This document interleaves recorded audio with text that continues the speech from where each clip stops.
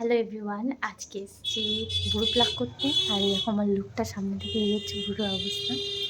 ভুরু প্লাক করবো আর সঙ্গে চুলের যা অবস্থা সেগুলো হেয়ার স্পা করা। ও তো খুব একটা খারাপ অবস্থা নয়, বাট তবুও করাবো।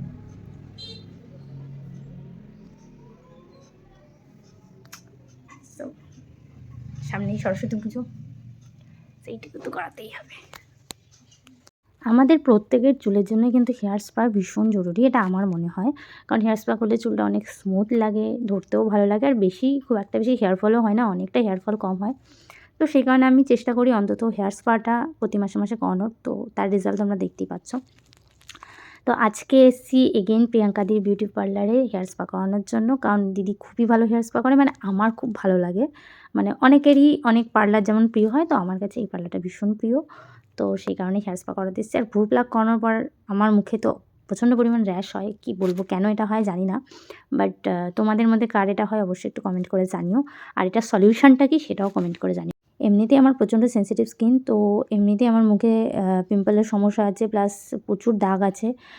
তারপরে আবার এই কী বলে ভ্রু প্লাক করার পর আমার যখন এই কপালে র্যাশ হয়ে যায়, লাল লাল হয়ে যায়, তখন তো আরও বেশি প্রবলেম। আর সবচাইতে বড় কথা, এগুলো খুব ইরিটেটিং হয়, মানছি 5-7 দিন পর কমে যায়, বাট একটু প্রবলেম তো আমার ফিল হয়।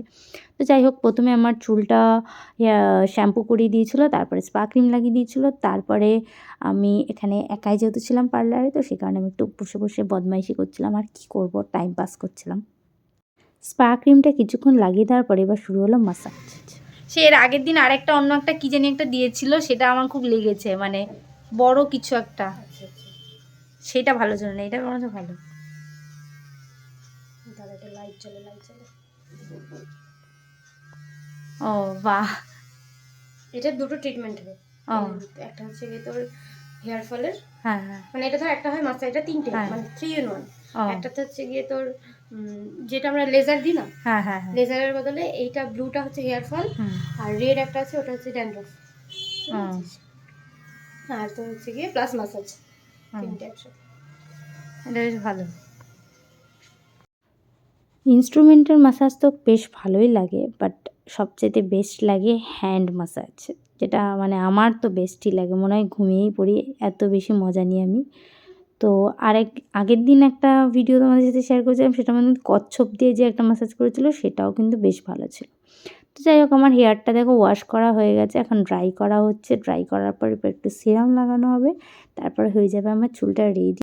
আর এই যে হেয়ার স্পা করার পর চুল ধরার যে আনন্দটা, সেটা তোমরা আমার ফেস দেখেই বুঝে যাবে, মানে এত স্মুথ লাগে কি বলবো, বেস্ট ফিলিং। এই হচ্ছে আমার ফাইনাল লুক। বাড়িতে আসার পর তোমাদের ভাবলাম আমার চুলটা একটু দেখিয়ে দিই ভালো করে। আর আমার তো চুলটা দেখতে কেমন লাগছে জানি না, বাট ধরে ভীষণ ভালো লাগছে, যেটার জন্য আর কি হেয়ার স্পা করা। তো তোমাদের কেমন লাগছে অবশ্যই একটা কমেন্ট করে জানিও। আর আজকের ভিডিওটা এখানেই শেষ করছি, দেখা হবে আবার নতুন একটা ব্লগে। টাটা।